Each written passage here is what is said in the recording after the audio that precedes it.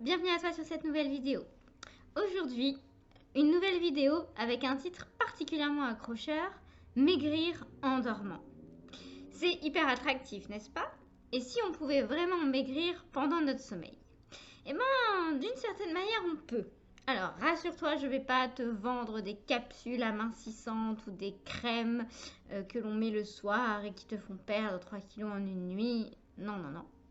Par contre, j'ai envie de te parler de l'impact du sommeil sur la perte de poids. Et ça, pour te dire en toute honnêteté, c'est pas quelque chose sur lequel j'insistais beaucoup jusqu'à présent.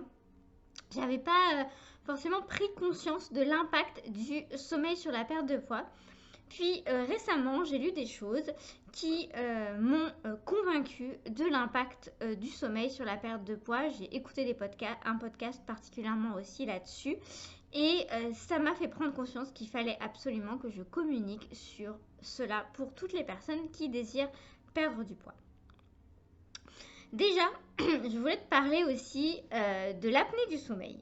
Alors l'apnée du sommeil, c'est une pathologie assez complexe qui fait que pendant la nuit, les personnes qui souffrent d'apnée du sommeil, pendant la nuit, elles sont en apnée, en tout cas leur cerveau est moins oxygéné. Je m'y connais pas énormément, donc je ne vais pas trop détailler. Mais en tout cas, il y a des périodes pendant la nuit où elles s'arrêtent de respirer, ce qui empêche l'oxygénation du cerveau pendant quelques secondes.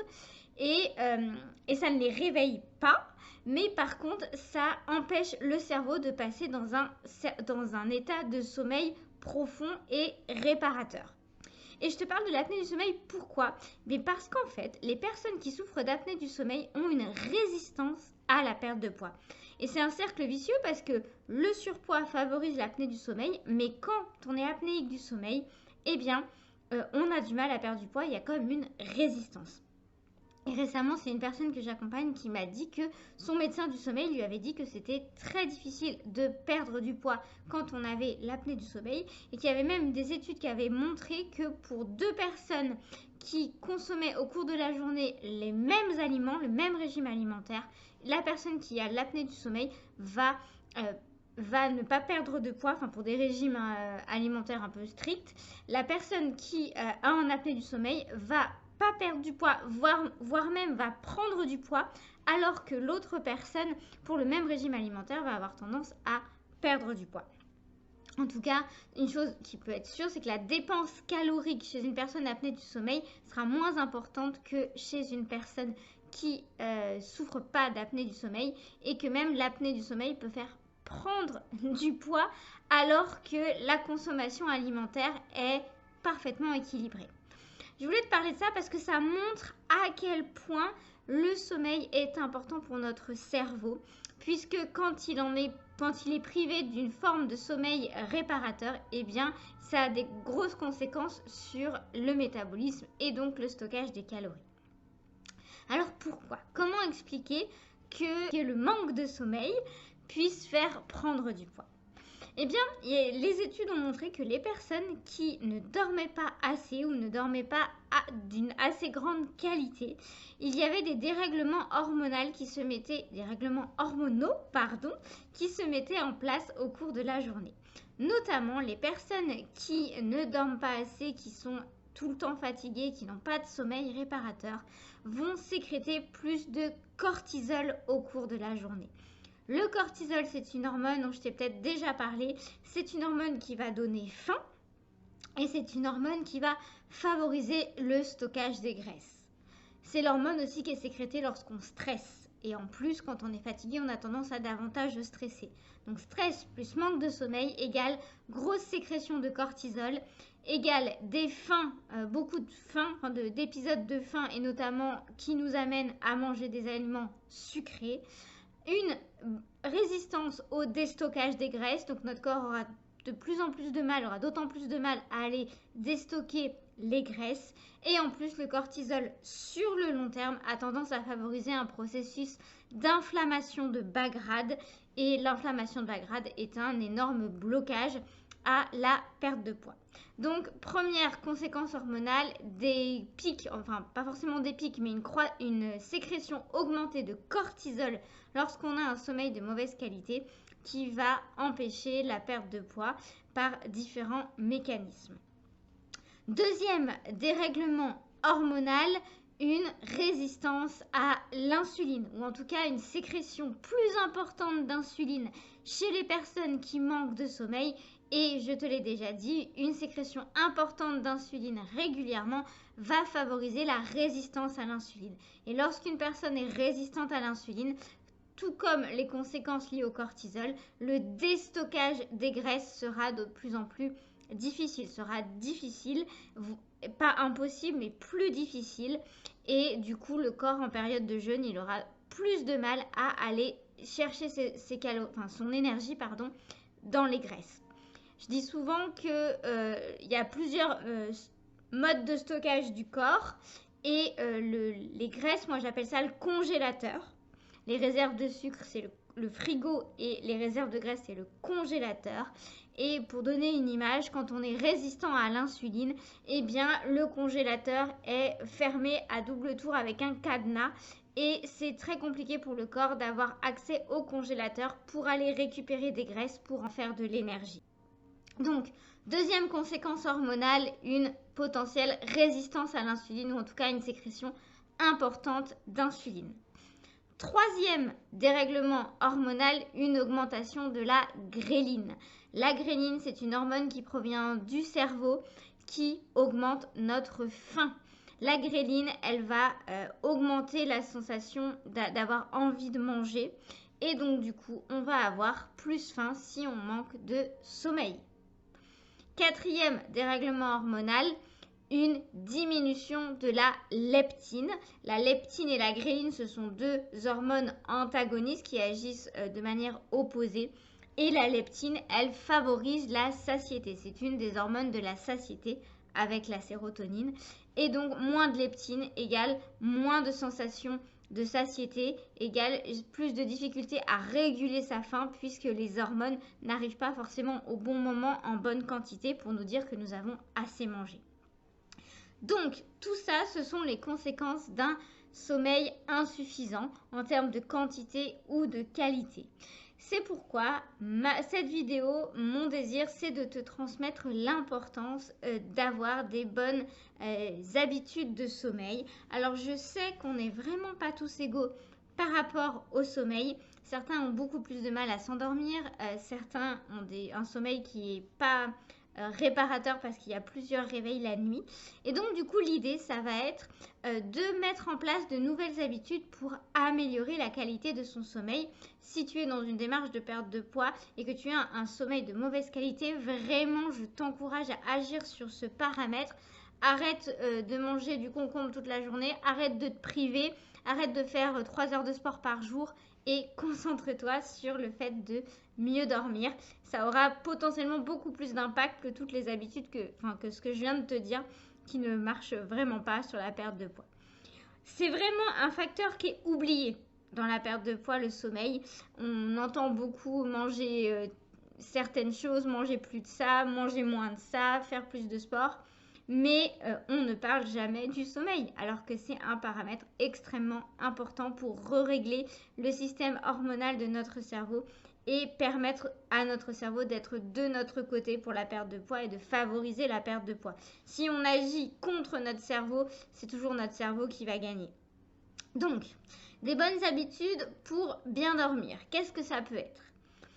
Tu le sais, tu n'as pas envie de l'entendre, mais c'est de se coucher plus tôt. Oui, se coucher plus tôt. Alors, évidemment, ça va dépendre de toi, de ton chronotype, de savoir vraiment à quelle heure te coucher, mais en tout cas se coucher au moins avant minuit.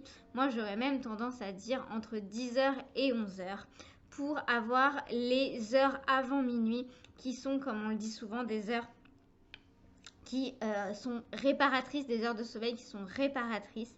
Donc, mon conseil, c'est d'arriver à te coucher avant minuit minimum, voire même entre 10h et 11h. L'idéal pour un sommeil de qualité, c'est d'éviter les écrans dans l'heure qui précède le coucher, puisque les écrans ont tendance à stimuler le cerveau et à retarder la sécrétion de mélatonine qui nous permet de nous endormir. Alors je sais vraiment que c'est pas évident, qu'on a envie d'être sur notre téléphone le soir avant de dormir, qu'on regarde des vidéos ou qu'on regarde des films. Alors, un autre conseil que je peux te donner, c'est sur tes écrans de mettre le filtre de lumière bleue afin d'avoir une luminosité moins agressive pour les yeux et donc pour le cerveau. Et ces filtres permettent de limiter l'impact des écrans sur la sécrétion de mélatonine. Donc tu peux programmer généralement sur l'ordinateur et le téléphone qu'à partir d'une certaine heure, il y a ce filtre qui se met en place pour moins stimuler ton cerveau et permettre la sécrétion de mélatonine quand même. Donc ça, tu peux installer ces filtres sur tes écrans si tu as tendance à regarder des écrans avant de dormir. Donc, te coucher plus tôt, mettre des filtres sur tes éviter les écrans avant de dormir ou mettre des filtres pour éviter que les lumières de l'écran retardent la sécrétion de mélatonine.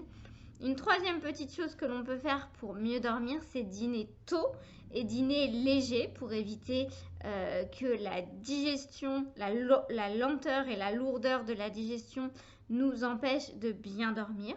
Donc dîner tôt et relativement léger va permettre de favoriser le sommeil de qualité.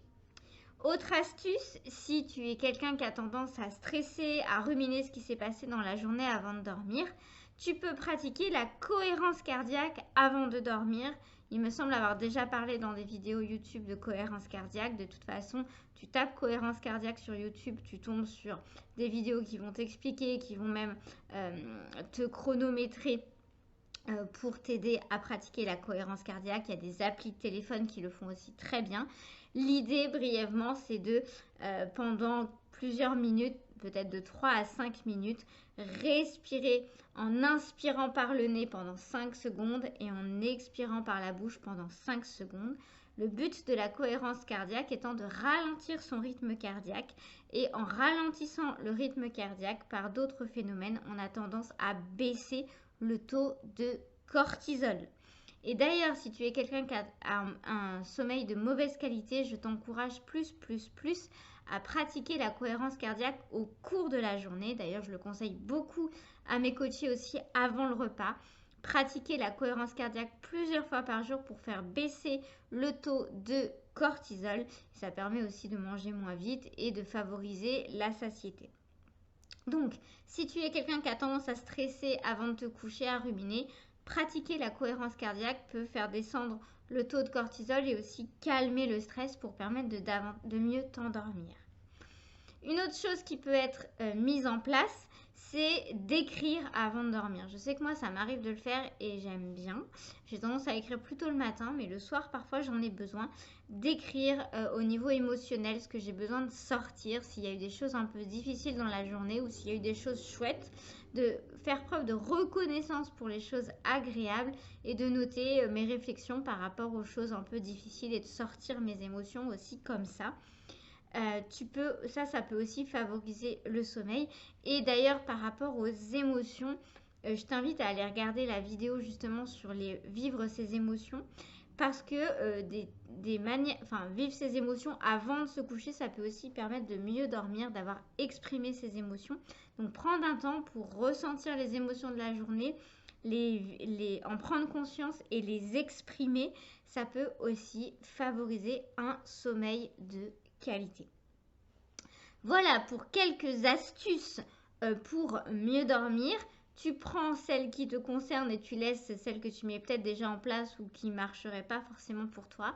Mais en tout cas, je t'encourage vraiment à essayer des nouvelles habitudes pour améliorer la qualité de ton sommeil. Et ça peut te paraître complètement ahurissant par rapport à la perte de poids.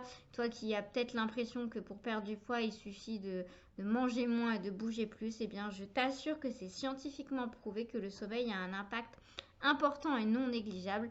Donc, je t'encourage à prendre soin de ton sommeil. Là, je parle de la perte de poids, mais sur les performances cognitives, sur la concentration, la capacité d'apprentissage.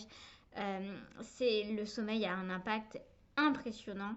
Vraiment, on a été créé pour avoir minimum, ah oui, ça je ne l'ai pas dit, environ 8 heures de sommeil. Plus de 90% je crois de la population a besoin de minimum 8 heures de sommeil. Il n'y a qu'une très très petite portion de la population qui a besoin de moins. Donc vraiment, prends soin de la quantité, de la qualité de ton sommeil et tu verras vraiment des effets sur l'ensemble de ta santé et sur ta perte de poids. Voilà mon exhortation pour toi. C'est aussi des conseils que je me dis à moi-même. Vraiment, je pourrais aussi faire des efforts pour mon sommeil. Donc, je vais aussi m'y mettre. Je vais essayer de mettre en place de nouvelles habitudes pour améliorer la qualité de mon sommeil aussi. Et n'hésite pas à me dire comment ça se passe pour toi dans les commentaires. Si tu veux que je t'aide, eh bien, tu peux toujours prendre une heure de coaching personnalisé, c'est gratuit. Et tu peux me suivre sur les réseaux sociaux. Tous les liens sont dans la description. Je te dis à bientôt!